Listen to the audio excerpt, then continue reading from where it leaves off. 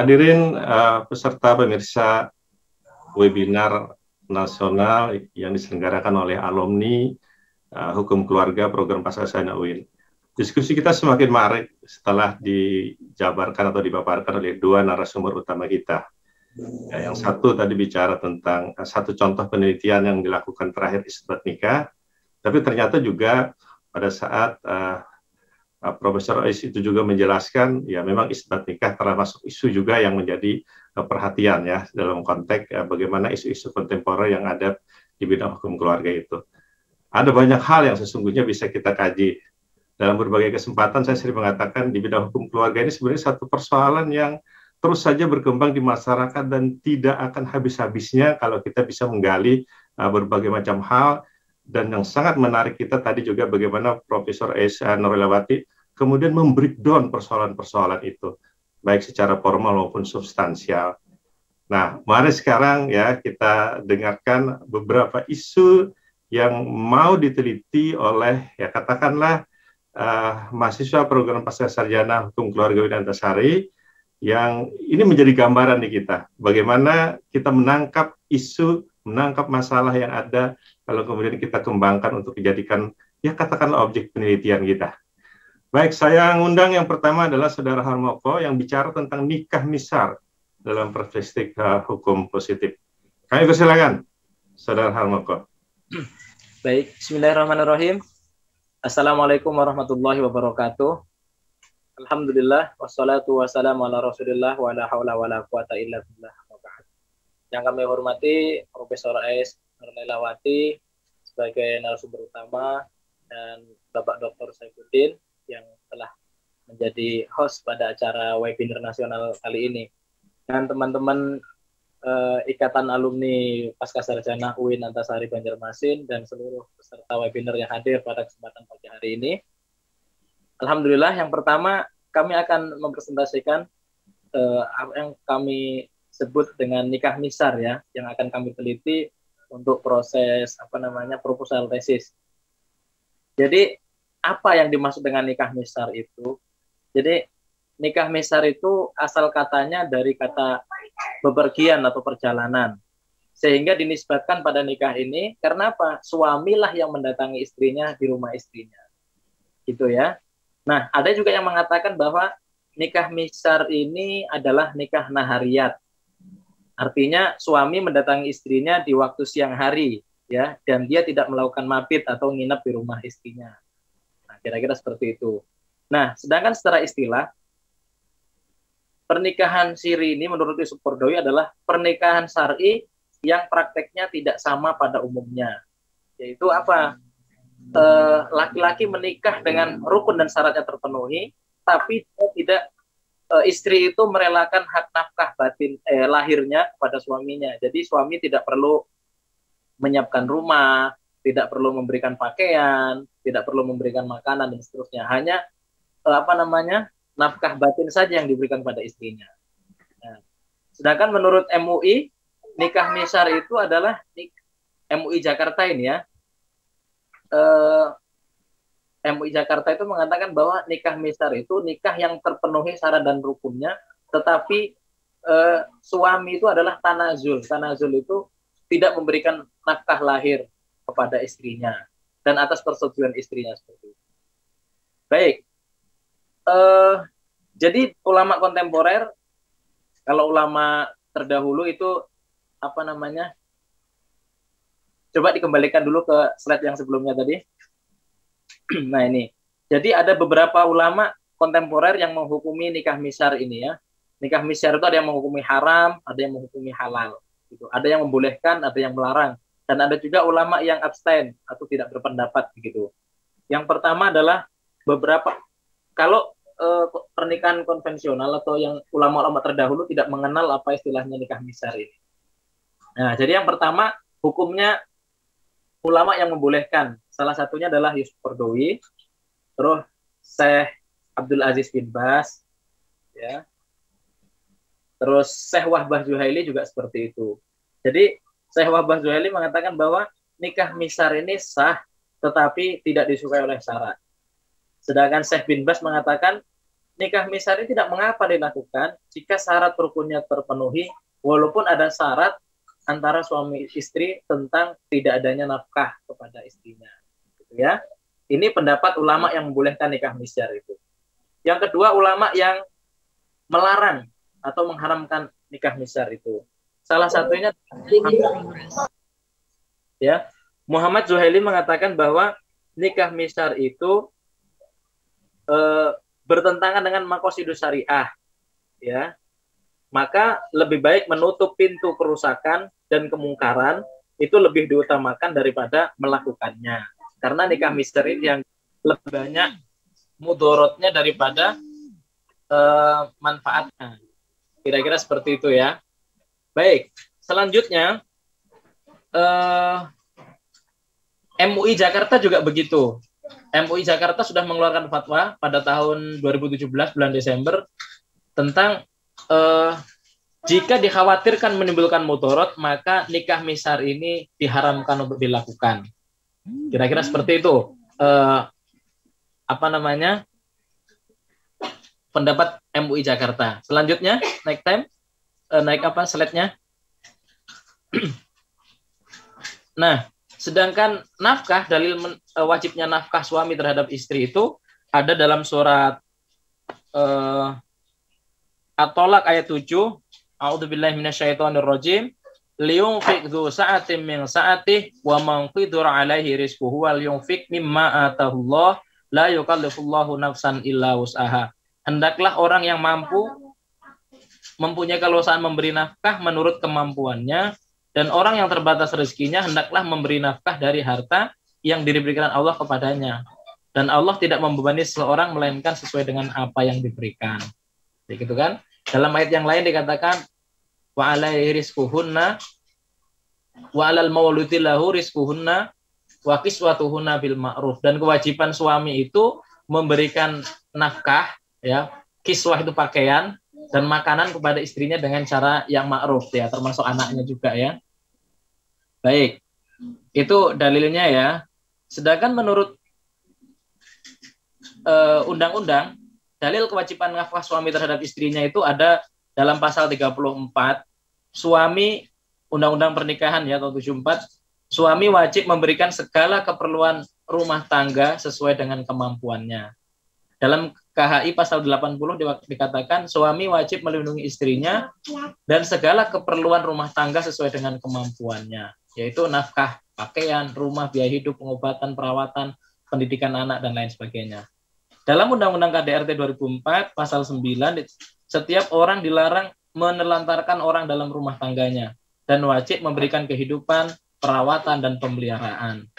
Nah, kalau dalam pasal 32 Undang-Undang Pernikahan juga disebutkan bahwa suami istri harus punya tempat kediaman yang tetap dan diputuskan secara bersama antara suami dan istri itu.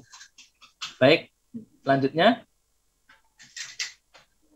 Nah, kesimpulannya, menurut hukum positif yang berlaku di Indonesia, baik Undang-Undang Perkawinan, Kompilasi Hukum Islam, Undang-Undang KDRT, ataupun Undang-Undang Koper, nikah misar itu sebaiknya tidak dilakukan, sebab bertentangan dengan undang-undang yang berlaku. Nah, terus nikah misar itu sesungguhnya tidak sesuai dengan orientasi pernikahan, seperti hidup bersama, cita-cita memiliki keturunan, memiliki anak, terus rasa kasih sayang, pendidikan anak, dan seterusnya. Termasuk nanti efeknya atau implikasi dari pernikahan ini bisa jadi pengurusan surat-suratnya, akte anak, kakak, dan seterusnya itu akan bermasalah kalau ini dilanjutkan. Jadi intinya nikah misar itu secara sederhana untuk sementara ini kesimpulannya bertentangan dengan hukum-hukum positif yang berlaku di Indonesia. Terima kasih, ini saja yang dapat. Oke, ya, terima kasih. Waalaikumsalam warahmatullahi wabarakatuh. Terima kasih ya Harmoko yang mencoba nanti ya katakanlah menelaah lebih jauh tentang nikah misar ini. Karena kalau menurut saya akan banyak hal nanti. Ini nikah misar dalam perspektif hanya memang tidak memberi nafkah lahir saja, atau nikahnya itu sudah dicatat seperti isu-isu yang utama tadi, atau tidak dicatat, ya. Ini menjadi masalah-masalah turunan. Saya pikir nanti Prof. S juga bisa memberikan gambaran ini ya di dalam konteks. Dan apakah memang nikah misar ini juga menjadi gejala sosial kita yang terjadi di dalam masyarakat yang sekarang ada ini, sehingga jadi menjadi problem ya untuk kemudian kita pecahkan permasalahannya. Baik, kita beralih dulu ke Ainur Rahmah ya. Ainur Rahmah ini mencoba nanti melihat ke mentoring poligami berbayar di era milenial. Wah, ini kekiniannya era milenial, tapi kita lihat ya apa yang disebut dengan mentoring poligami ini. Kalau saya biasa mentoring profesional untuk kemudian bisa berhasil sukses cepat, harus ada mentoringnya. Tapi kalau poligami belum ada mentornya saya, Bu Aisyah, Profesor. Baik, kita persilakan Ainur Rahmah ya memaparkannya. Silakan. Baik Pak, ini ulun kali bisa di screen dari sini. Oh ya, dari ya, silakan. Ya. Bismillahirrahmanirrahim. Assalamualaikum warahmatullahi wabarakatuh. Sebelumnya saya ucapkan terima kasih kepada Ibu Ais Nurlanjawati yang sudah menjadi narasumber utama pada seminar pada pagi hari ini, dan juga Pak Saifuddin sebagai moderator kami, dan juga untuk teman-teman semua pemateri pada hari ini. Semoga kita selalu dalam keadaan sehat walafiat. Baik, di sini saya akan membawakan isu berkaitan dengan mentoring poligami berbayar, Pak ya. Jadi kenapa saya mengangkat isu ini? Isu ini sebenarnya baru beberapa bulan yang kemarin, tahun lalu lah kalau kita bicarakan tahun lalu ya, November kemarin itu ada salah satu kanal YouTube narasi yang mengangkat tentang isu seperti itu atau sisi di balik mentoring poligami berbayar. Nah, jadi mentoring poligami berbayar ini sekitar 3 atau 2 tahun belakangan ini semakin lumayan santer seperti itu, lumayan santer digaungkan, di mana melalui adanya media, terutama media sosial seperti itu, banyak sekali para mentor-mentor poligami ini yang memberikan brosur ataupun memberikan memberikan perihal tentang mentoring poligami seperti itu. Dan di situ mereka memberikan embel-embel bahwa bagaimana caranya berpoligami secara sukses. Nah, kemudian di kanal YouTube Narasi ini salah satu mentoring yang sangat terkenal di Indonesia itu adalah Kiai Hafidin yang berada di Banten kalau tidak salah, di Pondok Pesantren Banten. Nah, di situ beliau membuka mentoring poligami atau kelas poligami berbayar, di mana ketika di dalam video itu yang saya lihat adalah pesertanya rata-rata adalah perempuan, ya, bahkan hampir semuanya perempuan semua. Di mana beliau menyatakan di situ adalah perempuan-perempuan ini adalah orang-orang yang ingin menjadi seorang istri yang siap untuk dipoligami. Nah, di situ beliau melakukan mentoring atau melakukan kelas poligami itu selama 9 jam dan itu berbayar. Kisaran bayarannya adalah sekitar 2 juta sampai 2.500.000 kalau tidak salah dalam info yang saya dapatkan tersebut. Nah, kemudian di situ beliau menyatakan bahwa beliau adalah orang yang sukses berpoligami. Nah, kemudian di hari selanjutnya, karena kan mungkin kita pun bertanya-tanya bagaimana sih sebenarnya poligami yang sukses seperti itu. Dan ternyata ini pasti menuai pro dan kontra. Apalagi di sini ada berbayar, mentoring poligami berbayar pula seperti itu. Nah, apakah diperlukan mentoring poligami itu? Kemudian bagaimana sih tanggapan para muda-mudi atau kaum milenial sekarang kayak gitu kan terhadap mentoring poligami berbayar. Nah, kemudian kita masuk ke pembahasannya. Jadi kalau kita lihat atau kita tilik lagi sejarah poligami seperti itu. Poligami itu sebenarnya bukan lahir dari Islam awalnya, karena poligami itu sendiri berasal dari bahasa Yunani. Ya, berasal dari bahasa Yunani, di mana arti dari poligami itu sendiri adalah polus yang berarti banyak dan gemus yang berarti perkawinan. Jadi di sini adalah perkawinan yang banyak.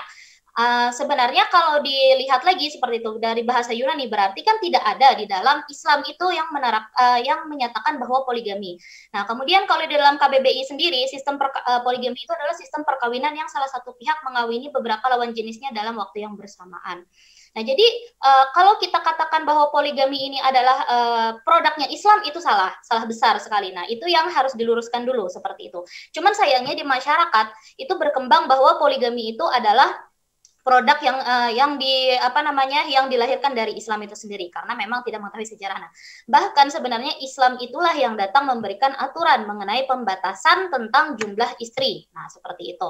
Nah, kemudian untuk hukumnya sendiri kan seperti itu, sebagaimana yang kita tahu di dalam Al-Quran tentunya ada di surah An-Nisa ayat 3 bagaimana tentang menikahi perempuan 2, 3, 4 atau kalau tidak bisa berlaku adil adalah 1. Dan hadis Nabi pun juga ada yang bercerita tentang seorang sahabat yang mana ketika beliau masuk Islam seperti itu kan, beliau mempunyai 10 istri dan Rasulullah menyuruhnya untuk memilih 4. Dan di Undang-Undang Perkawinan Nomor 1 Tahun 1974 itu juga diatur di dalam pasal 3 ayat 2, kemudian dilanjutkan di dalam pasal 4 dan juga di dalam pasal 5. Dan di kompilasi hukum Islam itu terdapat di pasal 56, 57 dan 58. Nah, kemudian kita masuk kembali ke poligami, mentoring poligami berbayar. Nah, jadi menurut Kiai Hafidin seperti itu di dalam videonya itu yang saya telaah seperti itu kan, bahwa mentoring poligami berbayar ini sangat banyak peminatnya, baik laki-laki ataupun perempuan seperti itu. Dan memang di dalam video itu ketika kita lihat itu adalah kelasnya diisi oleh perempuan semua. Nah, satu yang membuat pro kontra di masyarakat seperti itu dengan doktrin beliau adalah wanita harus taat pada suami, yang dimana taat itu adalah sebagai syarat mutlak. Seperti itu, taat adalah syarat mutlak. Jadi menurut beliau apapun yang dilakukan oleh suamimu seperti itu kan, kamu wajib taat sebagai seorang istri. Karena karena ridhonya seorang istri itu kan ada pada suami seperti itu. Ketika suamimu senang, maka otomatis kamu akan mendapatkan pahala. Nah, jadi di sini dan beliau juga mengatakan bahwa tidak perlu izin untuk berpoligami. Nah, kemudian kita tarik ke dalam hukumnya. Memang menurut Ustadz Adi Hidayat sendiri seperti itu dalam salah satu press conference beliau, bahwa memang bukannya poligami, istri yang berpoligami itu mendapatkan ganjaran surga, tapi istri yang taat kepada suaminya maka akan mendapatkan ganjaran surga. Nah, namun makin ke sini bahasa poligami itu menjadi seperti ini. Apabila kamu ingin taat kepada suamimu, misalnya suamimu ingin berpoligami, itu adalah ketaatan untukmu, maka kamu akan mendapatkan balasan surga. Nah, itu tentu saja secara tidak langsung akan seperti menyingkirkan hak-hak perempuan itu sendiri. Nah, kemudian juga ternyata ketika diwawancarai istri-istri Kiai Hafidin seperti itu, nah beliau di situ istri-istri beliau itu sebenarnya pada awalnya memang tidak ada yang ingin dipoligami. Hanya saja ada beberapa alasan seperti dijodohkan oleh keluarga dan juga salah satu istri beliau yang paling muda itu katanya mau dikuliahkan. Nah, secara tidak langsung di sini dilihat bahwa ternyata ada karena kekuasaan seperti itu, karena kekuasaan jadi beliau bisa menikahi lebih dari satu istri dan melakukan poligami. Kemudian juga beliau menyatakan ada pernyataan yang sangat membuat pro kontra juga di dalam masyarakat adalah bahwasanya beliau menceraikan salah satu istri beliau karena menopause, yang mana beliau katanya masih ingin punya anak. Nah, di sini seakan-akan seperti itu, perempuan itu hanya dijadikan ladang sebagai untuk produksi anak seperti itu. Nah, di situ akan terjadi pro kontranya. Nah, kemudian di sini yang sangat menarik adalah di mana isu ini menjadi sangat heboh seperti itu, bahwasanya dengan adanya mentoring poligami berbayar ini malah menyebabkan banyak hal-hal negatif seperti itu. Salah satunya adalah yang di sini yang dikontra itu dengan adanya mentoring poligami ini seakan-akan poligami itu adalah suatu hal yang lumrah di masyarakat, yang seharusnya seperti itu dikerjakan seperti itu. Nah, padahal sebagaimana kita tahu masalah poligami ini menurut Komnas Perempuan juga itu adalah sesuatu hal yang privasi, bukan sesuatu hal yang harus dikampanyekan, bahkan dielu-elukan seperti itu. Dan juga kebanyakan ternyata setelah diteliti seperti itu, mentoring poligami berbayar ini ya intensinya hanya untuk keuntungan material juga, ujung-ujungnya adalah mencari uang seperti itu.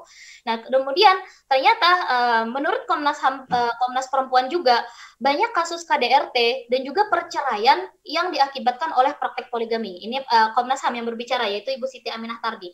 Dan juga kemudian Ibu Ariyanti Dwi Pertiwi di situ dalam seorang sekumnya Nasatul Aisyah, itu menurut beliau ketika adanya mentoring poligami ini malah akan mengganggu perspektif para kaum muda atau anak-anak muda atau milenial saat ini, di mana di situ ada satu doktrin juga yang diberikan oleh mentor poligami ini, Kiai Hafidin ini, adalah bahwa tidak perlu kaya atau tidak perlu mapan di dalam hal ekonomi untuk berpoligami. Nah, sedangkan sebagaimana yang kita tahu juga angka perceraian salah satunya itu banyak terjadi adalah akibat perekonomian yang tidak stabil di dalam rumah tangga seperti itu. Nah, jadi secara tidak langsung juga seperti itu kan, dengan adanya mentoring poligami ini mengglorifikasikan kekerasan terhadap perempuan seperti itu. Itu untuk kontranya. Nah, sedangkan beberapa orang yang pro juga seperti itu terhadap mentoring poligami ini adalah satu, kebutuhan di mana kebutuhan pengetahuan tentang poligami secara menyeluruh seperti itu. Sebagaimana yang kita tahu juga kan selama ini mungkin kalau orang-orang yang tidak berkecimpung di bidang hukum seperti itu ya tidak akan mengetahui bagaimana hukum poligami itu secara menyeluruhnya, sehingga sepanjang sepanjang hidup mungkin gitu kan, sepanjang masa isu poligami ini akan terus berkembang liar seperti itu, bahkan mungkin akan banyak yang menyatakan berpandangan negatif terhadap poligami. Nah, sedangkan seharusnya kayak gitu kan, poligami itu kan memang ada tuntutan hukumnya, memang ada di dalam hukumnya seperti itu, dan memang tidak mungkin juga disalahkan karena kan pastinya kalau suatu hal ada hukumnya itu kan berarti ada kebaikan di dalamnya seperti itu. Makanya kenapa mentoring poligami ini juga seharusnya memang dibutuhkan. Cuman bukan berarti mentoring poligami ini adalah tujuannya hanya untuk berpoligami yang sukses, tapi adalah untuk memberikan pengetahuan bagaimana sih sebenarnya tentang poligami itu seperti itu. Kemudian juga Rahma. Enggak, Pak. Oke, itu kelewatannya, Pak. Ya, jadi itu mungkin yang dapat ulun sampaikan. Terima kasih. Assalamualaikum warahmatullahi wabarakatuh. Waalaikumsalam warahmatullahi wabarakatuh. Barangkali kita udah bisa menemukan ya apa isu yang nggak diteliti nanti ya. Cuman nanti akan perdebatannya itu apakah ini meneliti tentang perdebatan tentang dasar hukum poligami dalam konteks fikih kita ya, yang sekarang ini juga sudah banyak direinterpretasi lagi ya, kaitan dengan kebolehan poligami yang seperti apa sebenarnya menurut ajaran Islam. Itu ada dua orang ulama besar di Indonesia sekarang juga mulai keluar dari katakanlah penalahan-penalahan fikih lama, kemudian dia juga menerapkan fikih-fikih dalam konteks yang istilah kita mungkin dalam perkembangan sekarang karena dunia sudah berubah ya, yang seperti dikatakan Prof. Ais tadi juga ada aspirasi internasional juga, ada kesetaraan gender juga, yang jangan seolah-olah nanti menjadikan perempuan itu seperti objek semata ya, sehingga menurunkan degradasinya. Tapi di sisi lain, apakah yang ingin dikaji itu juga profesi mentoringnya? Nah, ini nanti juga kita minta tanggapan nanti ya dari Profesor S dengan Ibu Gusti Mujainah juga yang sudah kembali bergabung. Baik, kita ke berikutnya dulu ya, ke Rizka Maulida. Rista di sini mencoba melihat penyimpangan perilaku hukum dalam poligami satu atap. Jadi kalau ada sistem perizinan satu atap, ternyata ada poligami satu atap. Ini mungkin Prof. S, apakah baru, apakah juga lama istilah ada poligami satu atap ini? Kalau di saya mengenal namanya sistem perizinan satu atap ya. Ini ada poligami satu atap. Ini juga menarik nih. Seperti apa konsepnya? Mari kita dengarkan apa yang disampaikan oleh Rizka Maulida. Silakan Rizka. Bismillahirrahmanirrahim. Assalamualaikum warahmatullahi wabarakatuh. Terima kasih atas waktu yang telah diberikan Bapak Saifuddin. Yang kami hormati Ibu Profesor Dr. Ais Nurlela, kemudian Ibu Bunda Dr. Hajah Gusti Mujainah, serta teman-teman sekalian. Baiklah, langsung saja di sini penelitian ulun yang akan ulun presentasikan mengenai studi kasus penyimpangan perilaku hukum dalam poligami satu atap yang ulun temukan di Kabupaten Tabalong.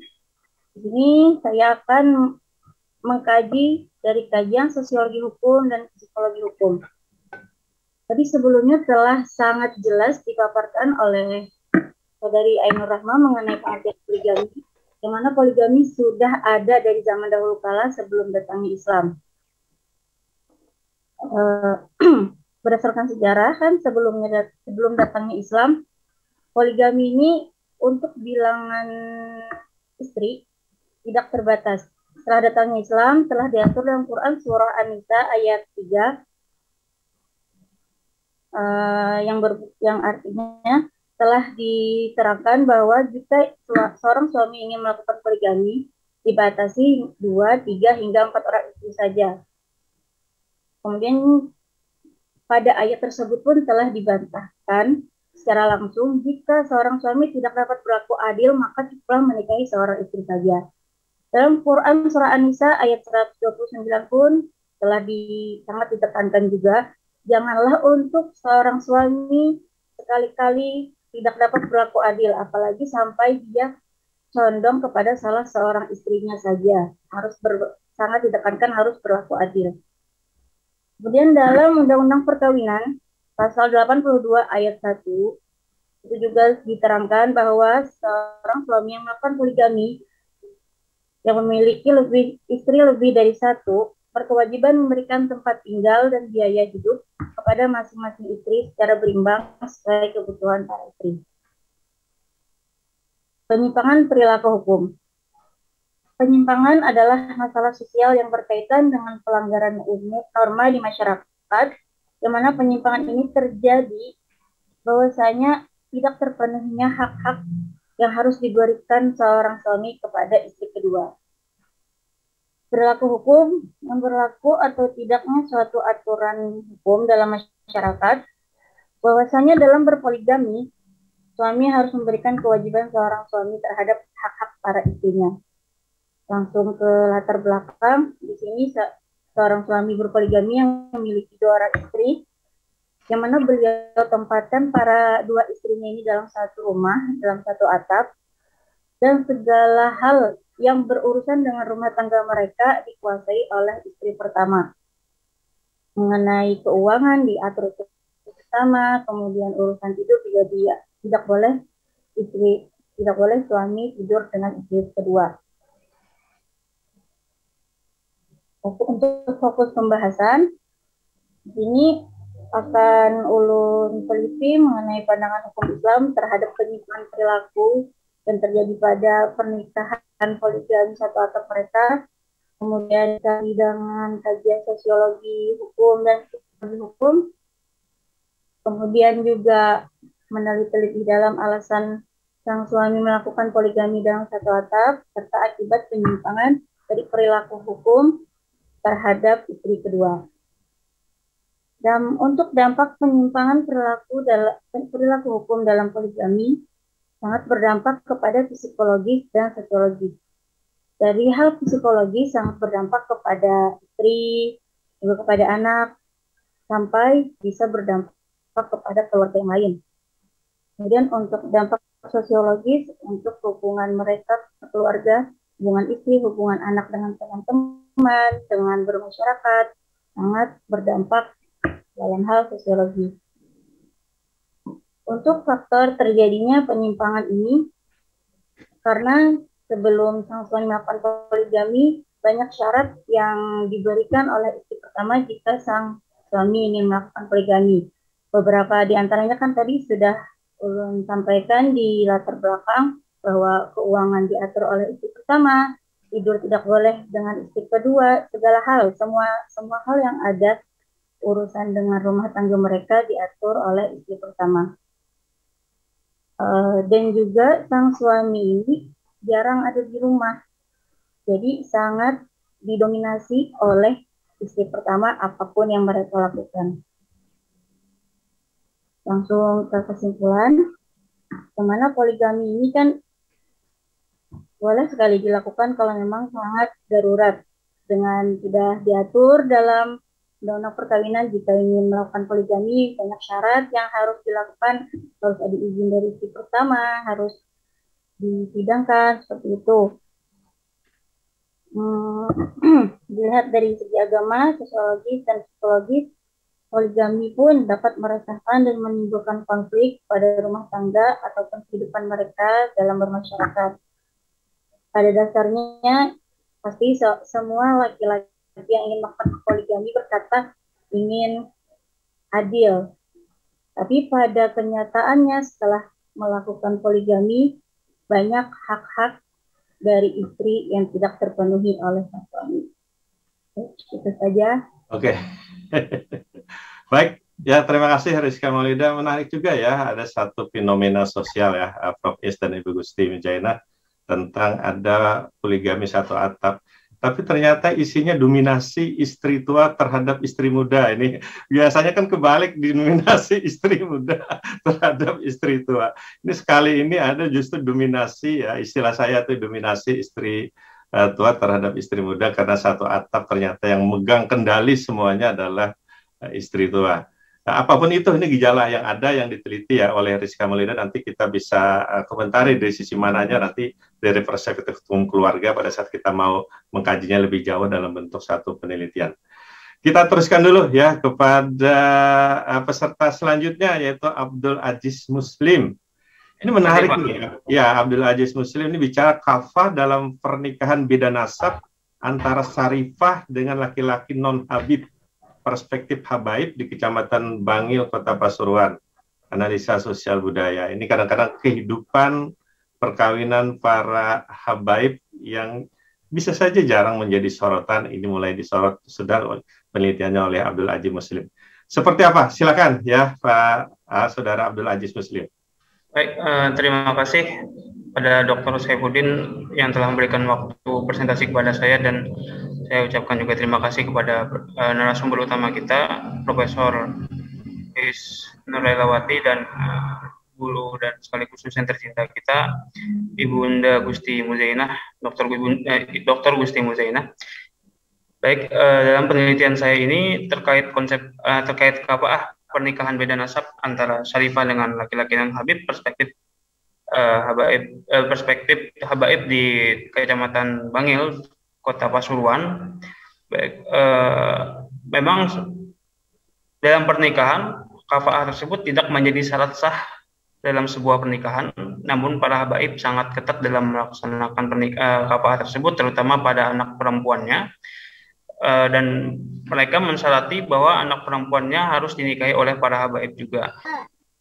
Saya pernah meneliti bahwasannya ada seorang Sarifah yang menikah dengan laki-laki biasa yang bukan habaib dengan alasan habaib yang ingin menikahi dia itu tidak memiliki kecukupan materi sehingga tidak bisa menafkahi secara baik.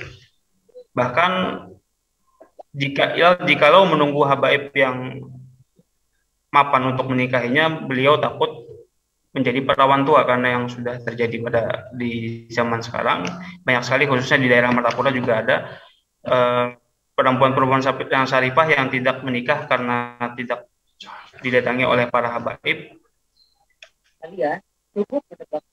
Kemudian dibahas pada kafah sendiri, memang banyak terdapat perbedaan pendapat terkait kafah. Hukum Islam, kompilasi hukum Islam sendiri di pasal 61 hanya membahas tentang agama, karena kafah tidak menjadi syarat sah sebuah pernikahan, jadi cukup dilihat pada agamanya saja. Adapun hadis Nabi Muhammad SAW bersabda, "Tunkahu mar'ah li arba'in lima liha wa li sabih wa li jamaliha wa li diniha fanzur bidatidin taribat yadak," yang artinya bahwasanya wanita itu dinikahi karena 4 hal. Yang pertama karena keturunannya, kedua karena kecantikannya, kemudian karena hartanya, dan kemudian karena agamanya. Maka pilihlah karena agamanya, niscaya kamu akan beruntung. Di sini pasal 61 berpendapat bahwasanya kafah tersebut dilihat pada agamanya. Jika agamanya sudah sama dengan Islam, maka bolehlah dilakukan pernikahan tersebut.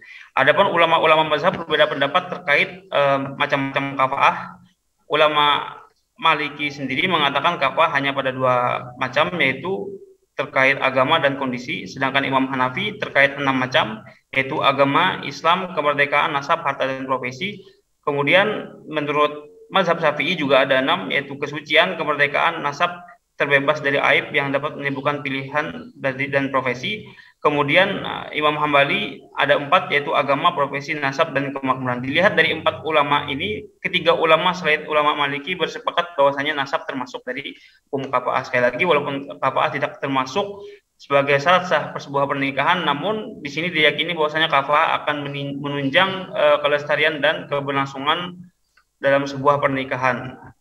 Dari penelitian yang dilakukan di sebuah daerah yang terdapat Sarifah menikah dengan orang biasa, beliau sempat disuruh bercerai dari pernikahannya karena menikah dengan bukan dengan Habib, dengan alasan Rasulullah SAW sedih melihat cucu keturunannya menikah dengan orang biasa. Kemudian Sarifah tersebut melemparkan kembali pertanyaan, apakah Rasulullah tidak sedih melihat cucunya tidak dinafkahi dengan baik oleh keturunan juga. Nah, di sini menjadi sebuah penelitian yang menarik untuk saya kaji mengenai kafah tersebut. Apakah kafah dari pandangan para habib hanya dilihat dari nasab saja, tidak melihat dari materi yang bisa membuat keberlangsungan hidup lebih baik?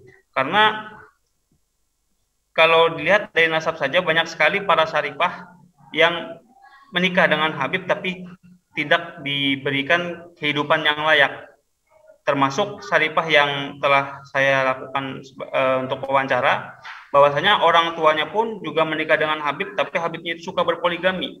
Nah, jikalau berpoligami tapi Habib tersebut menafkahi, itu tidak masalah kata Saripah ini. Tapi kebanyakan Habib setelah menikah kemudian punya anak ditinggal pergi dan tidak diberikan nafkah. Nah, hal ini yang sangat dihindari oleh Saripah tersebut agar tidak terulang kembali seperti apa yang terjadi pada oleh orang tuanya, yaitu ibundanya yang menikah dengan Habib, kemudian Habib tersebut, ayahnya tersebut menikah lagi dan orang tuanya tidak dinafkahi. Nah, jadi menarik bagi saya untuk saya teliti lebih lanjut lagi terkait hukum kafaahnya seperti apa, dan jikalau dilihat dari hanya nasab saja dan sedangkan tidak dilihat dari materinya. Ya, mungkin ini yang bisa Ulun sampaikan. Terima kasih atas waktu yang telah diberikan, Bapak. Nah, terima kasih Abdul Aziz Muslim ya. Nah, ini soal kafaah ya. Tapi di bagian akhir itu kan dikasih tanda analisis sosial budaya.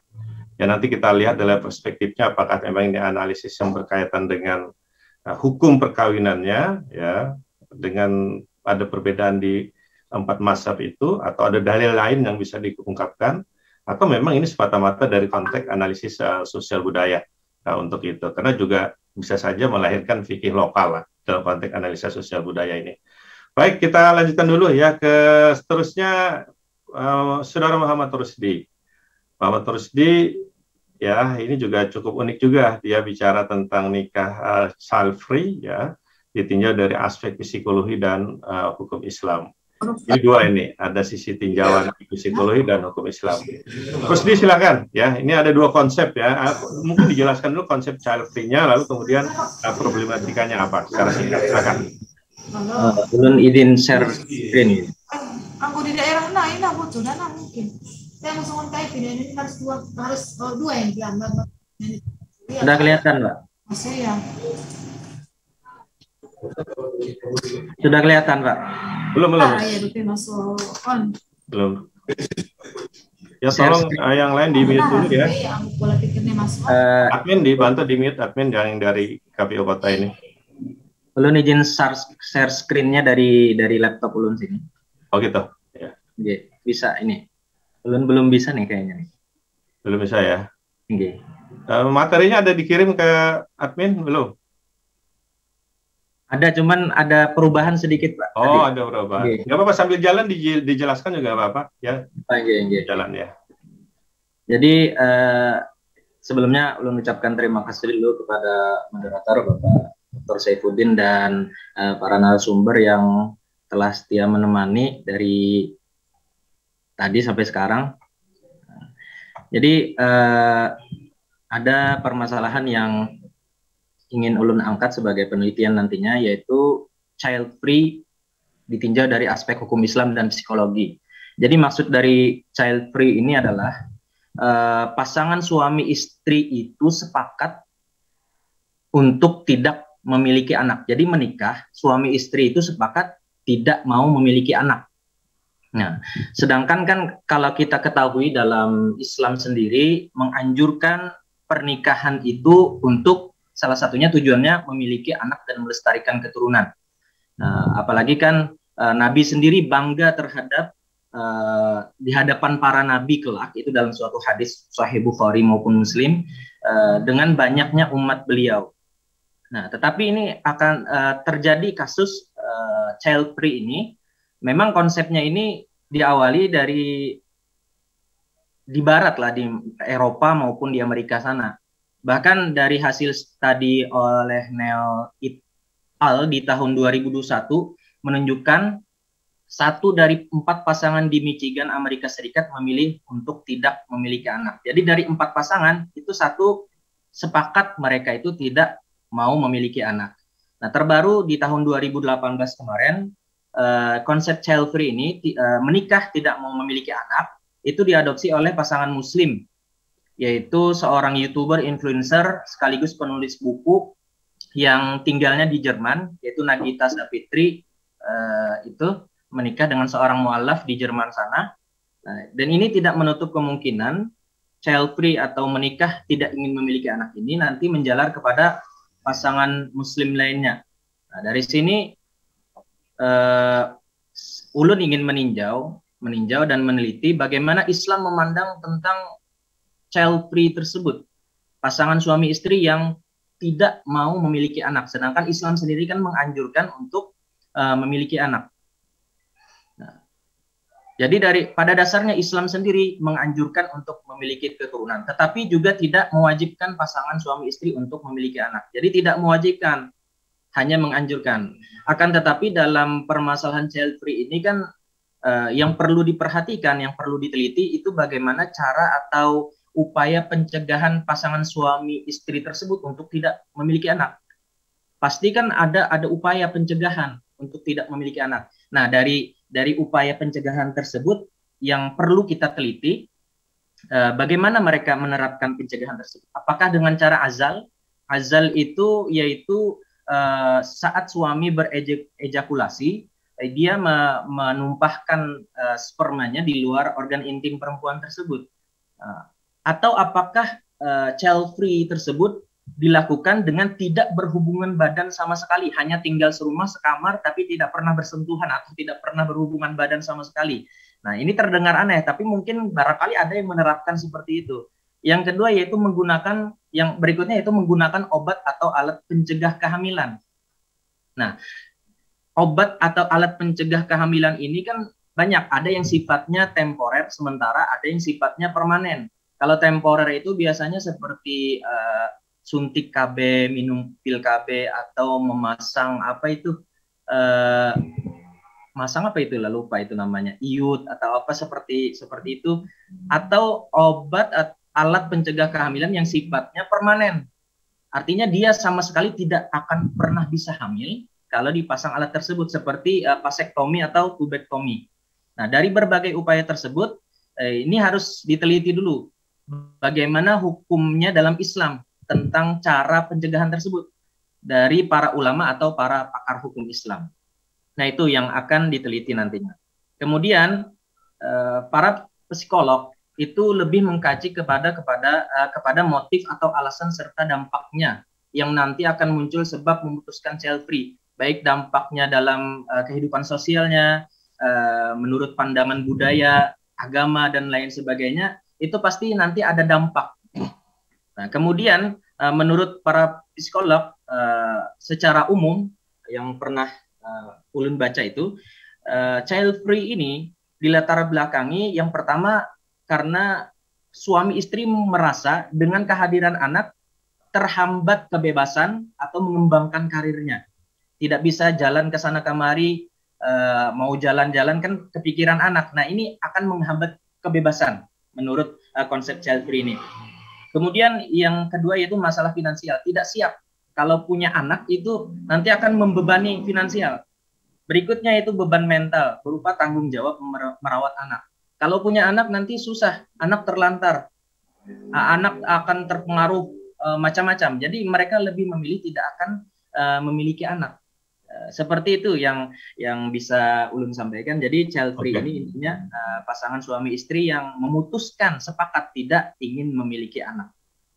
Oke, ya Muhammad Rusdi, kita bisa memahami ya apa ide dasar apa yang mau diteliti mengenai nikah dengan perjanjian untuk tidak mempunyai anak.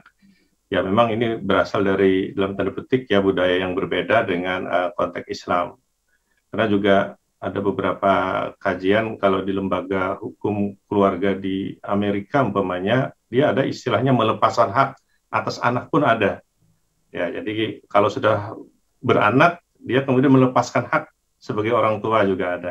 Jadi kita nggak mengenal itu sebenarnya. Juga nikah child free ini. Tapi ada yang menarik karena juga dilakukan oleh satu contoh tadi dikemukakan oleh seorang YouTuber yang Muslim juga melakukan child free ini. Nanti kita akan coba minta pendapat juga dari Prof. S dan Ibu Gusti Wijayanah yang terkait dengan ini ya. Konteksnya tentu saja nanti dari perspektif hukum Islam karena kita bicara tentang hukum keluarga di sini lebih besar. Saya nggak tahu persis apakah Prof. S mengerti atau tidak, tapi saya membrowsing Prof. S itu juga punya kamus Banjar yang bagus yang untuk memahami. Tadi ada ulun, mungkin sudah paham lah Prof. S ya. Tapi ini ada membarakat. Nah, ini juga nggak tahu ya. Apakah sudah juga tahu ya konsep ini ya. Tapi insya Allah tahu ya Prof. S. karena beliau juga ya punya suami orang Banua kita di Kalimantan Selatan ini. Silakan Jainal Mutakin untuk memaparkannya. Singkat ya Jainal ya. Oke, baik. Bagaimana Pak Saifuddin kedengaran, Pak? Ya, bagus. Silakan. Oke. Baik, terima kasih atas waktunya. Mohon maaf sebelumnya Pak Saifuddin, ulun ada sedikit perubahan terhadap judul yang akan ulun sampaikan pada materi kali ini. Oke, yang silakan. seharusnya menyangkut tentang tradisi membarakat. Terus saya ubah dengan fenomena nikah siri di Kota Banjarmasin. Oh, berubah sekali itu berarti ya? Iya, berubah 360 derajat. Oh, rupanya rame-rame nikah siri dirubahnya. Enggak apa-apa, silakan ya. Ya, soalnya kan tadi seperti yang dikatakan oleh Prof. Ois dan Dr. Gusti Muzainah kan bahwa memang isu-isu aktual tentang pencatatan pernikahan ini memang sangat-sangat harus diberikan penekanan tersendiri bahwa kewajiban seorang yang ingin menikah itu harus dicatat. Nah, mungkin sudah ada share screen-nya nih atau admin dibantu? Itu sudah muncul ya, Jana? Sudah muncul di layar. Oh, ini. Oke. Okay. Baik, fenomena nikah siri di Kota Banjarmasin. Mungkin next admin. Mungkin sebelum kita pokok pembahasan, kita akan mengetahui dulu apa sih itu nikah siri. Mungkin dari semua narasumber yang ada maupun dari teman-teman pemateri atau presentasi itu sudah tahu bahwa nikah siri adalah pernikahan yang telah memenuhi syarat dan rukun perkawinan dalam Islam dan dinyatakan sah oleh agama.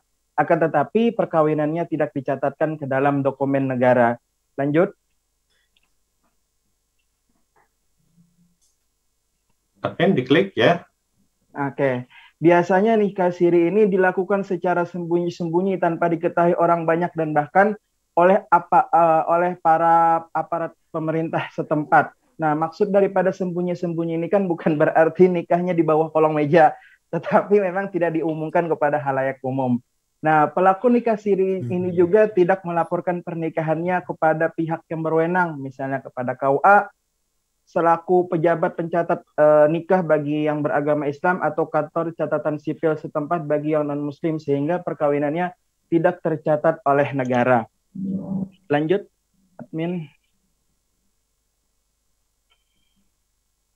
Oke, perkawinan itu sebenarnya haruslah dicatat karena setiap perkawinan yang mencatatkan perkawinan itu yakni bagi orang Islam KUA dan bagi non-Islam itu yakni kantor catatan sipil setempat. Seperti yang dikatakan oleh Prof. Ois tadi, misalnya di daerah Turki ya Prof ya, mungkin kalau salah mohon dikoreksi, itu tugas pencatatan nikah itu dilakukan oleh notaris. Nah, dan di sana notarisnya banyak perempuan, sementara di kita ini pencatatan nikahnya ini dilakukan oleh KUA dan terkadang ketika datang ke lokasi acara yang bertugas mencatat nikah itu ialah penghulunya atau kepala KUA-nya yang turun langsung. Keharusan tersebut tertuang di dalam pasal 2 ayat 2 Undang-Undang Perkawinan tahun 1974 yang menyatakan bahwa tiap-tiap perkawinan dicatat menurut peraturan perundang-undangan yang berlaku. Adanya pencatatan pernikahan ini bertujuan untuk mendapatkan kepastian hukum bahwa telah benar terjadi sebuah pernikahan antara A dan B sehingga terbebas dari fitnah yang bisa jadi timbul di tengah-tengah masyarakat. Next.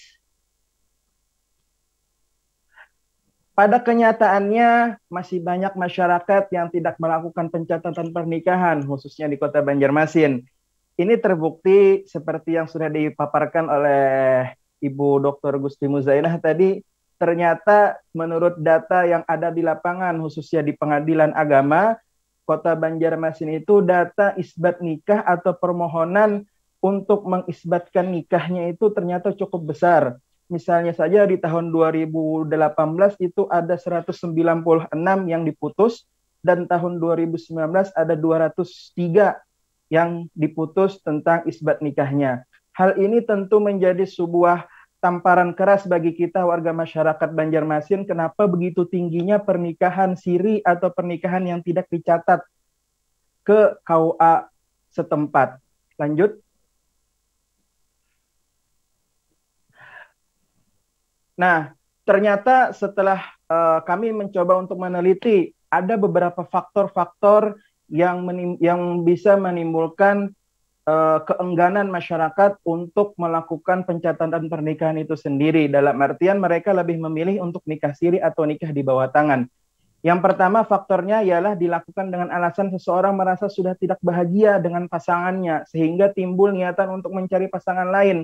Misalnya, ketika dia menikah dengan pernikahan pertama, dia nikahnya sah, akan tetapi belum mendapatkan anak. Nah, ketika dia ingin mendapatkan anak, maka dia menikah lagi dengan wanita lain, dan kemudian pernikahannya itu tidak dicatat. Karena mereka merasa bahwa pernikahannya ini hanya ingin mendapatkan keturunan semata, walaupun dampaknya itu sangat luar biasa seperti yang dikatakan oleh Prof. Ais tadi terhadap perlindungan hak anak itu sendiri, tentang status anak itu apakah dia dicoba dinasabkan kepada ayahnya atau dinasabkan kepada ibunya. Hal ini tentu menjadi sebuah dilema bagi kita semua, terutama bagi kalangan akademisi di bagian bidang hukum keluarga. Selanjutnya, nikah siri dilakukan dengan dalih menghindari dosa karena zina. Yang kedua, nikah siri dilakukan karena adanya hubungan terlarang. Misalnya salah satu atau kedua pihak sebelumnya pernah menikah secara resmi dan telah mempunyai istri atau suami yang resmi, tetapi ingin menikah lagi dengan orang lain. Atau biasa yang dikatakan tren-tren ini pelakor. Nah, jadi bahaya juga dengan adanya pelakor ini, orang ketiga yang membuat mungkin pernah kita melihat di berita-berita ketika penggerebekan oleh pihak yang berwajib di hotel-hotel, mereka tidak bisa menunjukkan buku nikah resmi, tetapi mereka mengaku bahwa nikah siri, bahwa mereka itu telah melakukan nikah siri. Nah, itu merupakan sebuah problem juga bagi penegakan hukum kita. Terus yang keempat, nikah siri dilakukan karena pasangan tersebut merasa belum siap secara material dan secara sosial. Selanjutnya,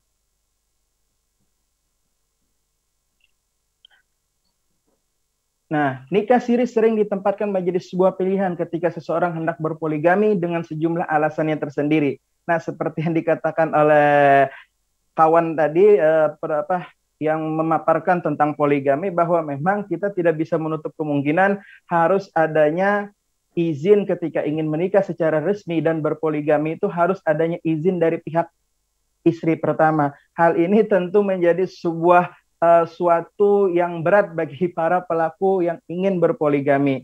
Nah, seperti yang dipaparkan oleh Prof. Ais tadi tentang apakah memang pernikahan poligami yang dalam tanda kutip ini siri ini bisa diajukan isbat nikahnya atau tidak. Nah, ternyata di dalam surat edaran Mahkamah Agung nomor 3 tahun 2018 itu tidak bisa diisbatkan pernikahannya.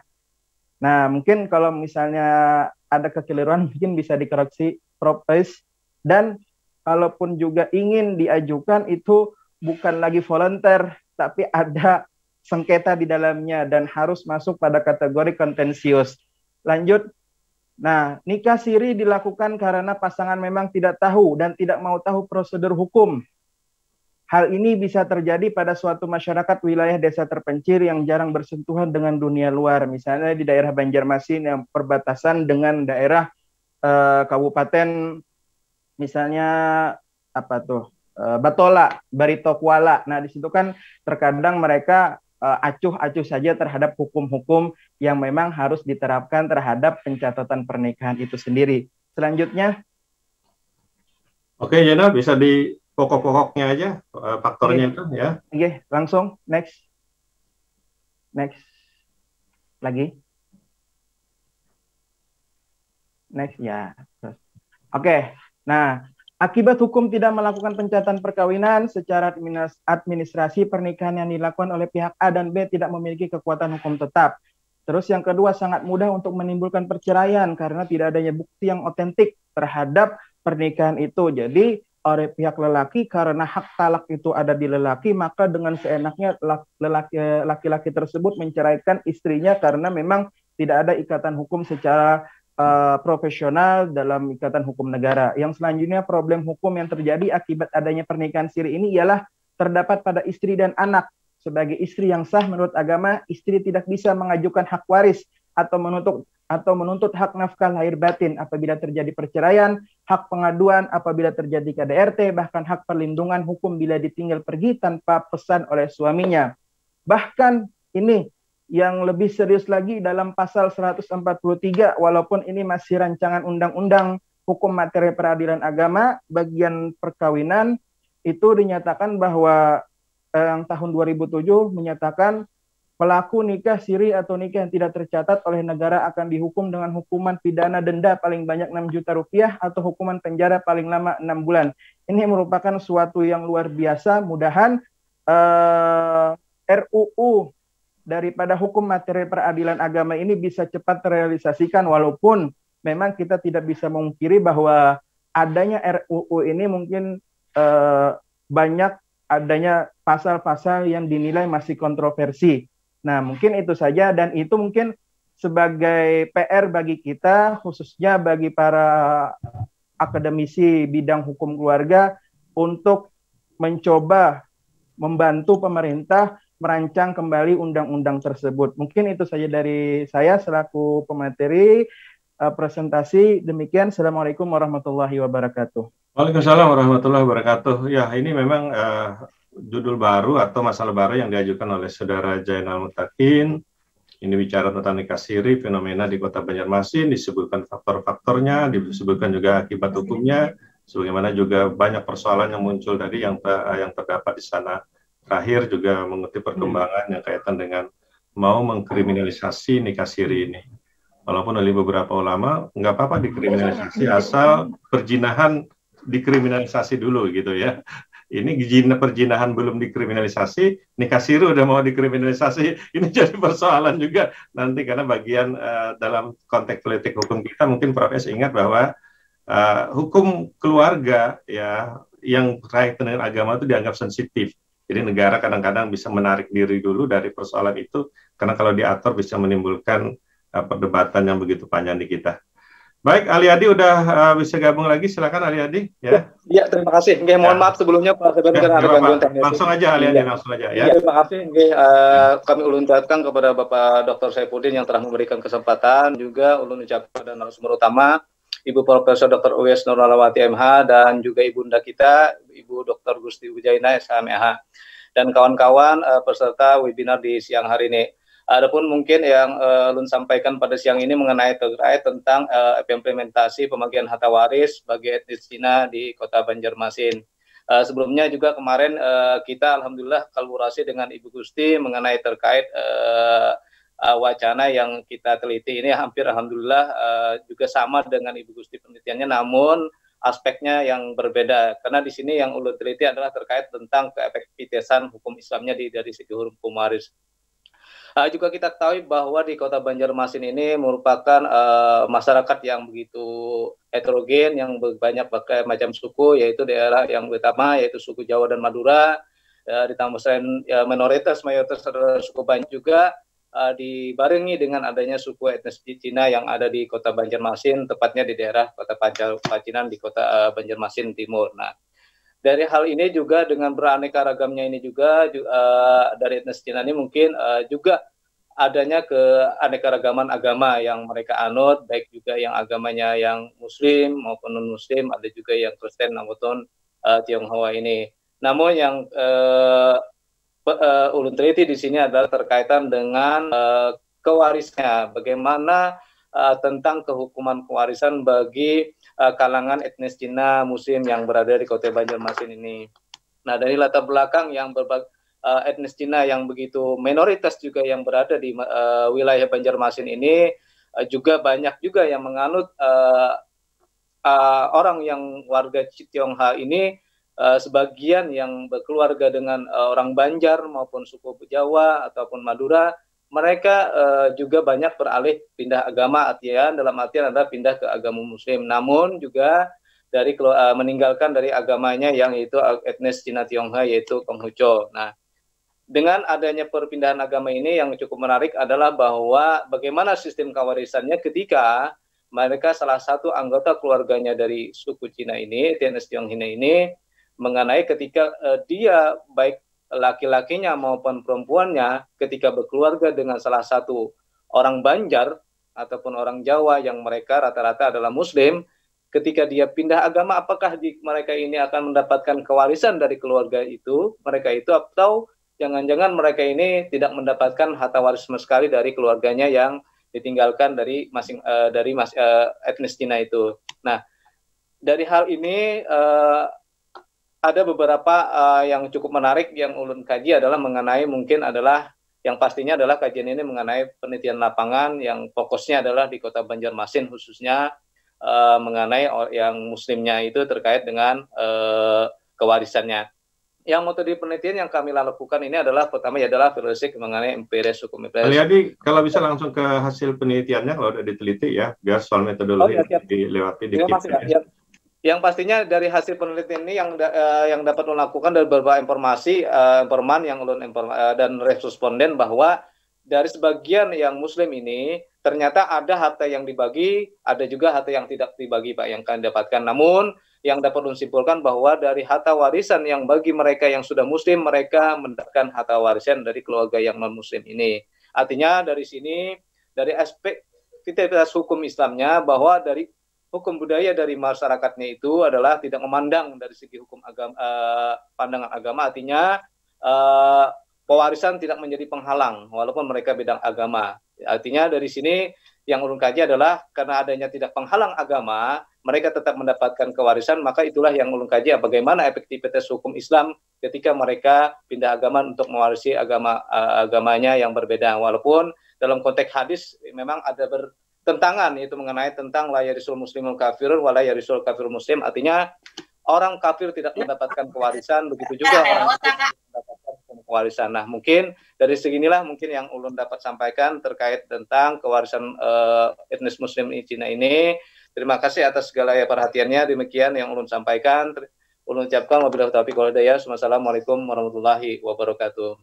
Waalaikumsalam warahmatullahi wabarakatuh. Terima kasih Haryadi ya, bicara tentang implementasi pembagian harta warisan bagi kalangan etnis Cina Muslim di Kota Banjarmasin. Ini salah satu penelitian lapangan yang diteliti adalah etnis Cina, tapi etnis Cina Muslim dalam kedudukannya sebagai ahli waris, apakah dia kemudian mendapatkan warisan dari ya orang tua atau keluarganya yang belum katakanlah menganut agama Islam atau Muslim, atau ada beberapa variasi yang juga muncul dari penelitian Haryadi ini.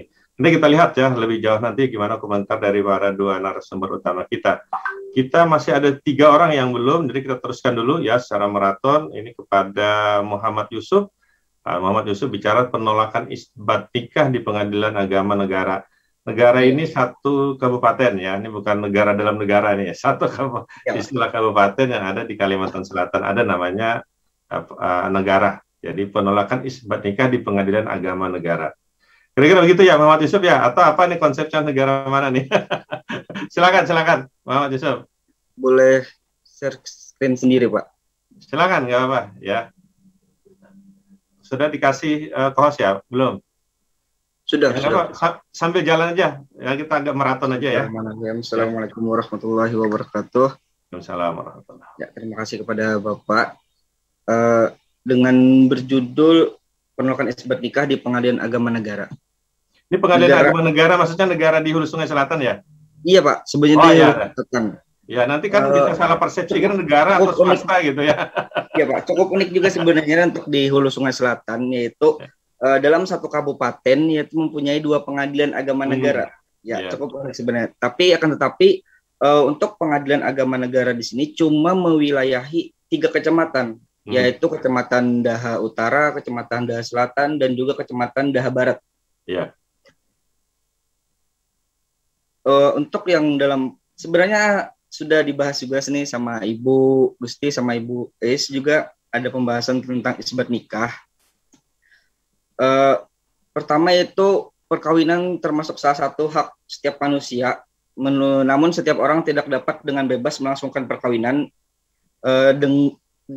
tetapi mereka harus mengikuti peraturan yang berlaku dalam negara tersebut, seperti contoh perkawinan di KUA.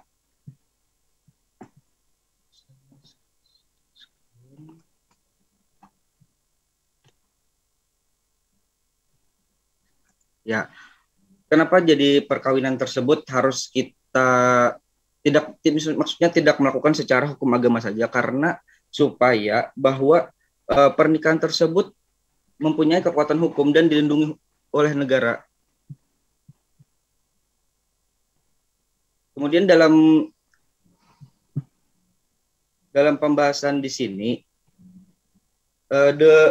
proses pencatatan perkawinan yang dilakukan oleh lembaga kantor urusan agama sangatlah penting sebagai suatu bukti autentik dari adanya suatu perkawinan, karena suatu perbuatan hukum dikatakan sah dan mempunyai akibat hukum jika dapat dibuktikan dengan pasti. Permasalahan pun muncul ketika mereka tidak mencatat perkawinannya sehingga tidak mendapatkan akte nikah.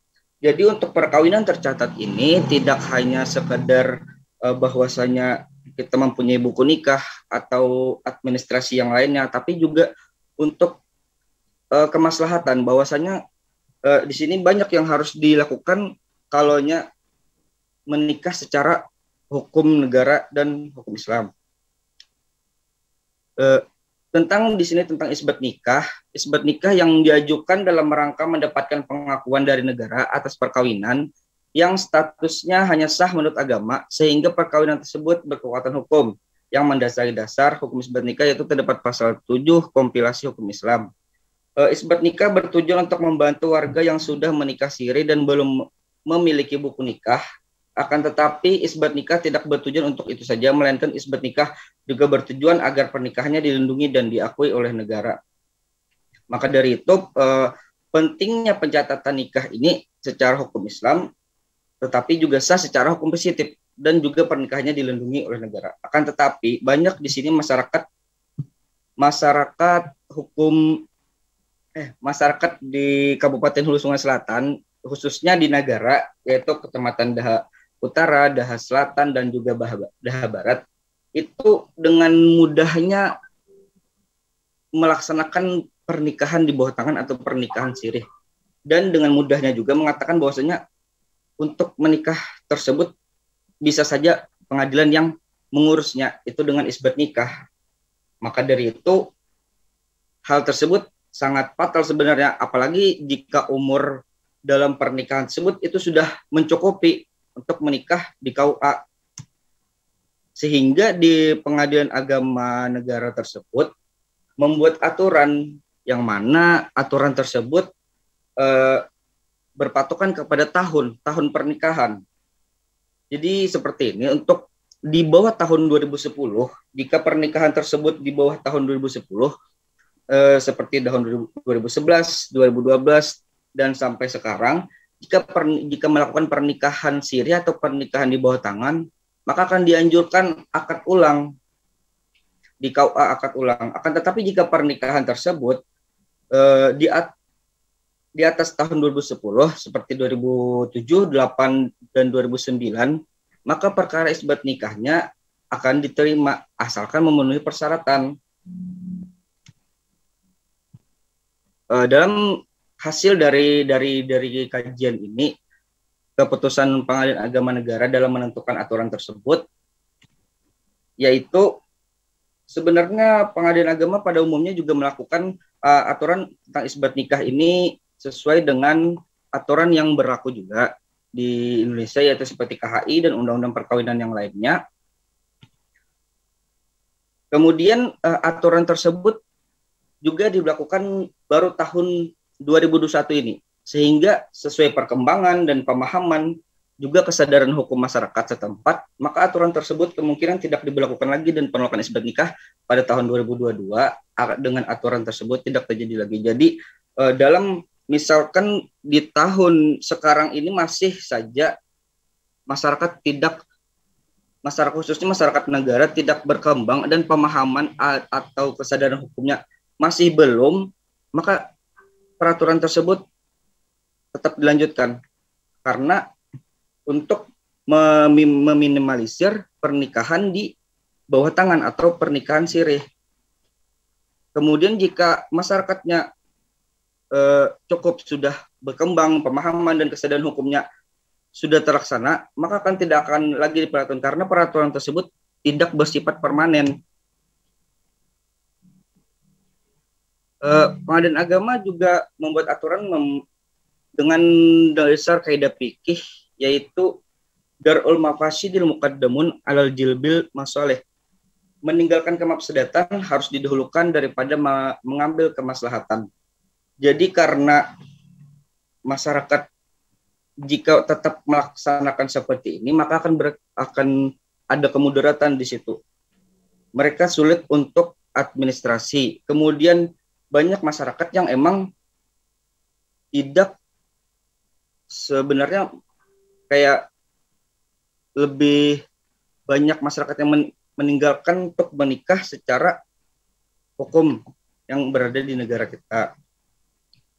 Kemudian dari hasil kesimpulan sini, karena sudah cukup juga dibahas tadi, jadi dapat disimpulkan bahwa Pengadilan Agama Negara membuat peraturan tersebut bukan untuk keuntungan pribadi, melainkan untuk kemaslahatan banyak orang agar masyarakat tahu bahwa pentingnya pencatatan pernikahan dan masyarakat tidak menyepelekan tentang isbat nikah. Kemudian dalam putusan aturan yang dibuat Pengadilan Agama Negara bersifat tidak permanen, sehingga sesuai perkembangan dan pemahaman juga kesadaran hukum masyarakat setempat, maka aturan tersebut kemungkinan tidak diberlakukan lagi. Mungkin sampai di situ Pak untuk penjelasan tentang isbat nikah, penolakan isbat nikah di Pengadilan Agama Negara. Terima kasih Pak. Assalamualaikum.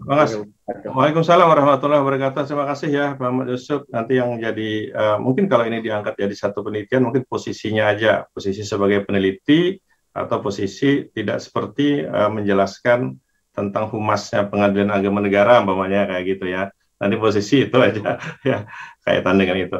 Tapi bagus, ini menarik ya. Nanti ada kebijakan secara internal di Pengadilan Agama Negara menolak isbat nikah. Ternyata ada reasoningnya, ada dasar pemikirannya.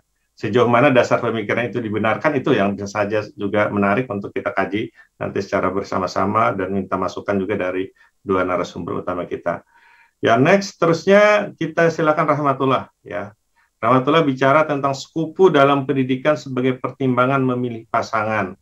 Sekupu dalam pendidikan sebagai pertimbangan memilih pasangan. Perspektif alumni Fakultas Syariah UIN Antasari. Nah, ini sekupu yang seperti apa di bidang pendidikan ini ya. Nah, kalau bicara sekupu, dua contoh, Prof. Ais sudah sekupu, saya juga kayaknya sekupu kalau pendidikan. Tapi gimana pendapatnya? Rahmatullah, silakan ya dari penelitiannya. Silakan. Ya, Assalamualaikum warahmatullahi wabarakatuh. Kedengaran, Pak? Silakan. Ya, Assalamualaikum warahmatullahi wabarakatuh. Ulun ucapkan terima kasih kepada Bapak Saifuddin yang telah mempersilahkan ulun untuk mempresentasikan permasalahan isu aktual pada hari ini. Dan ulun ucapkan terima kasih juga kepada dua narasumber, Prof. Iis Nurlilawati dan Ibunda tercinta kita, Dr. Gusti Hazam Zainah. Sekupu dalam hal pendidikan sebagai pertimbangan dalam memilih pasangan. Nah, kita tahu kan bahwasanya sekupu itu adalah setara atau sederajat. Yang disetarakan di sini adalah perempuannya, bukan dari laki-lakinya. Dan hadis Nabi juga dari Abu Hurairah menjelaskan bahwasanya nikahilah perempuan itu karena 4 kriteria. Yang pertama karena nasabnya, keturunannya, hartanya, dan agamanya. Tapi yang paling ditekankan dalam hadis ini adalah agamanya. Apabila kita kaitkan dengan kondisi sosial sekarang, bahwasanya kehidupan manusia, kehidupan kita ini itu sudah mulai berkembang. Banyak loh kita lihat itu pasangan-pasangan yang hanya ingin menikah dengan sekupu dengan dari segi pendidikannya. Kalaunya kada sepupu dari segi pendidikannya itu kan kada didukung, entah dari keluarga atau dari dirinya sendiri. Nah, itu bahwasanya yang disetarakan di sini adalah dari pendidikan tuh strata 1, 2 atau 3. Dari hasil temuan yang dengan para alumni mahasiswi yang ulun dapati, bahwasanya dari 5 informan itu sepakat bahwasanya tolak ukur dalam memilih pasangan itu sepakat bahwasanya yang pertama itu adalah agamanya. Kalau dari segi pendidikan dan yang lainnya mereka berbeda pendapat. 2 pendapat mengatakan bahwasanya kalaunya pendidikan itu kadang terlalu dipentingkan dalam hal memilih pasangan. Tapi yang penting itu adalah bagaimana agamanya, bagaimana ia bisa membimbing, bagaimana dia bisa memberikan komunikasi yang nyaman sebagai pasangan, dan bagaimana cara perilakunya terhadap keluarga. Kalau dari pendapat yang berbeda juga itu ada 3 informan bahwasanya mereka sepakat bahwasanya kalaunya KPAH dari segi pendidikan itu sangat memang diperlukan pada sekarang saat ini, bahwasanya karena dengan pendidikan itu laki-laki bisa dia mengayomi istrinya, sebagaimana kalaunya sama pendidikan itu nanti akan bertukar pikiran, pendapat itu lebih nyaman dan lebih terarah. Dan bagaimana kalaunya segi pendidikan ini laki-laki itu bertindak itu tidak semena-mena dan bisa memikirkan lebih matang dulu dan lalu bertindak dengan sempurna. Kayak itu. Dari dua perbedaan pendapat ini, bahwasanya kan dari segi hukum Islam, karena KPAH ini kadang disyaratkan sahnya pernikahan, tapi kan harus dianjurkan memilih pasangan itu sebagaimana akan berjalannya kehidupan keluarga yang akan datang, kayak gitu. Dan juga pada kaidah fikih memandang bahwasanya segala yang bermanfaat itu halal dan yang memudaratkan adalah haram. Karena segi pendidikan ini itu bermanfaat untuk dari keluarga dan kehidupan hubungan keluarga yang akan datang, bahwasanya itu kan dihalalkan untuk memilih pasangan dari segi pendidikan.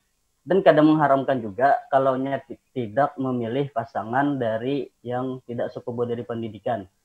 Karena kan ulama kita juga ulama lokal, dan dalam kitab Sidin itu Kitabun Nikah karya ulama Syekh Muhammad Arsyad Al-Banjari, beliau menjelaskan bahwasanya bermula di sini yang menghendaki kupu itu adalah perempuan, tiada laki-laki. Maksudnya bahwa kehidupan rumah tangga sepasang suami istri akan bahagia dan harmonis jika ada kekufuan antara keduanya. KPAH itu kan diukur dari pihak perempuan, bukan dari pihak laki-laki yang derajat rendah, berbeda dengan laki-laki. Jika dia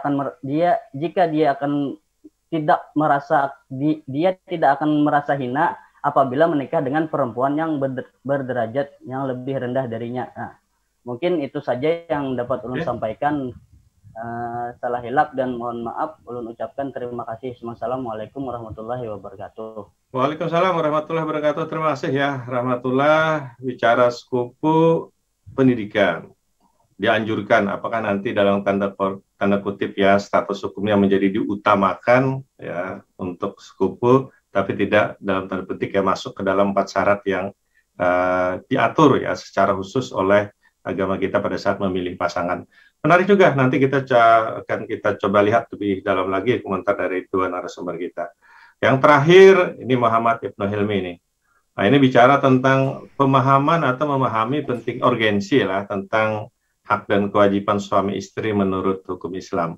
Kita juga tahu ini mungkin secara singkat saja ya Muhammad Ibnu Hilmi ini, problemnya apa sih sebenarnya ya bicara tentang memahami hak dan kewajiban bagi suami istri dalam hukum Islam dan hukum positif ini. Silakan Muhammad Ibnu Hilmi. Baik, terima kasih atas kesempatan yang diberikan kepada saya, Pak. Bismillahirrahmanirrahim. Assalamualaikum warahmatullahi wabarakatuh. Alhamdulillahirabbil alamin wassalatu wassalamu ala asyrofil anbiya'i wal mursalin sayyidina Maulana Muhammadin wa ala alihi washabbihi ajmain amma ba'du. Yang terhormat Ibu Dr. Gusti Muzainah, Sarjana Hukum Magister Hukum. Yang saya hormati Ibu Profesor Dr. Ius Nur Lailawati. Kemudian juga yang saya hormati Bapak Syaifuddin selaku host, beserta para hadirin yang tidak bisa saya sebutkan satu persatu tanpa mengurangi rasa hormat saya. Dalam tulisan saya, dalam materi yang saya akan presentasikan kali ini adalah tentang pentingnya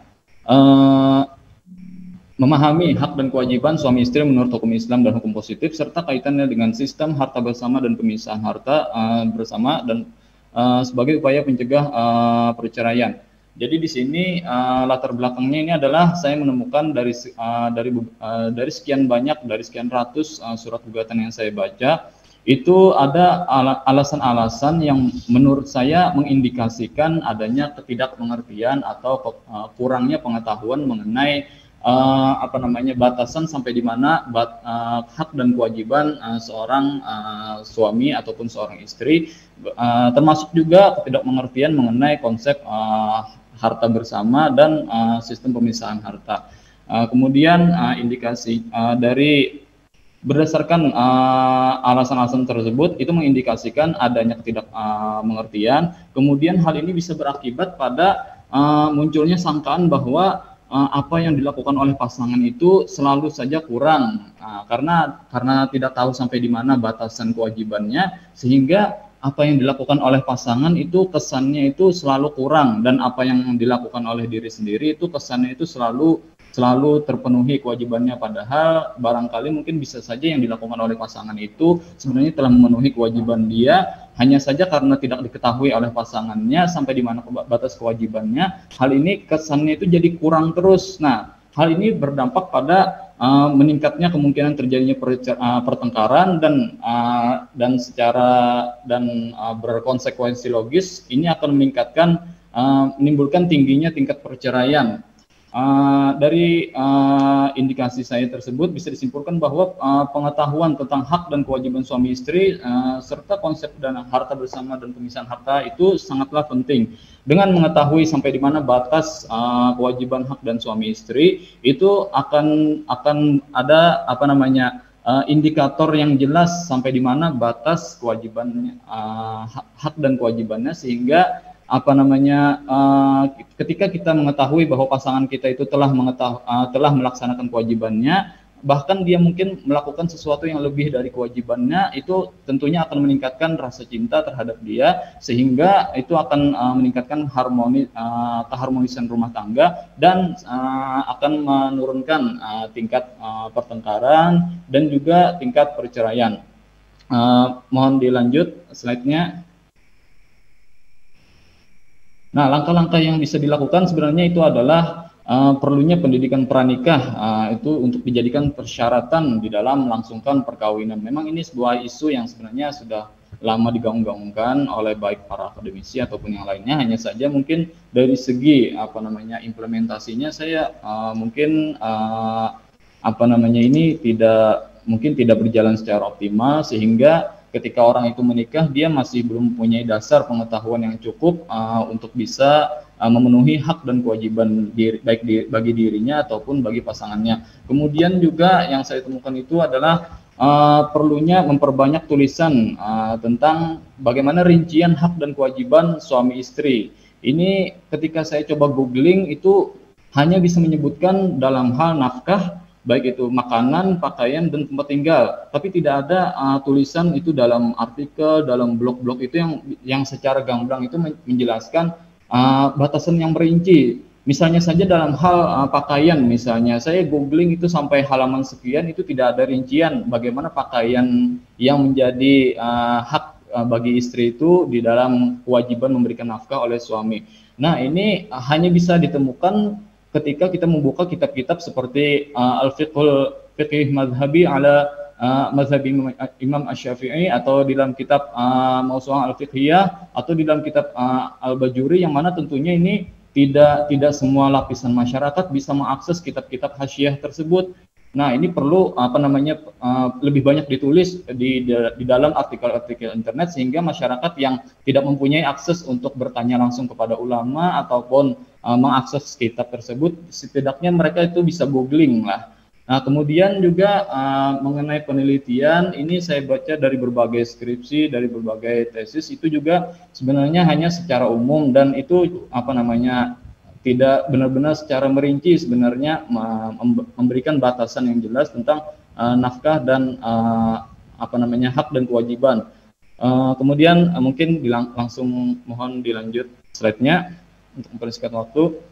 Jadi dari sekian ratus surat gugatan yang saya analisis sebenarnya itu saya temukan ada alasan-alasan yang mengindikasikan adanya kurangnya pengetahuan mengenai hak dan kewajiban suami istri, seperti misalnya suami melarang istri pergi ke panggian dan dia itu tidak mau ketika diajak. Nah, padahal kalau kita lihat di dalam kompilasi hukum Islam ataupun di dalam undang-undang perkawinan, seorang suami itu wajib memberikan pendidikan agama bagi istrinya. Nah, ini ketika dia itu melarang, tentunya ini dia tidak memiliki pengetahuan yang cukup tentang hak dan kewajiban. Kemudian juga ada menolak bersama-sama membayar angsuran kredit mobil. Jadi ini kalau kita tarik dari konsep harta bersama, di mana di dalam KHI ataupun undang-undang perkawinan, suami dan istri itu sebenarnya dia itu tidak bisa menggunakan harta itu tanpa seizin pasangannya, atau kalau mau dia itu bisa pakai sistem pemisahan harta, dia itu bisa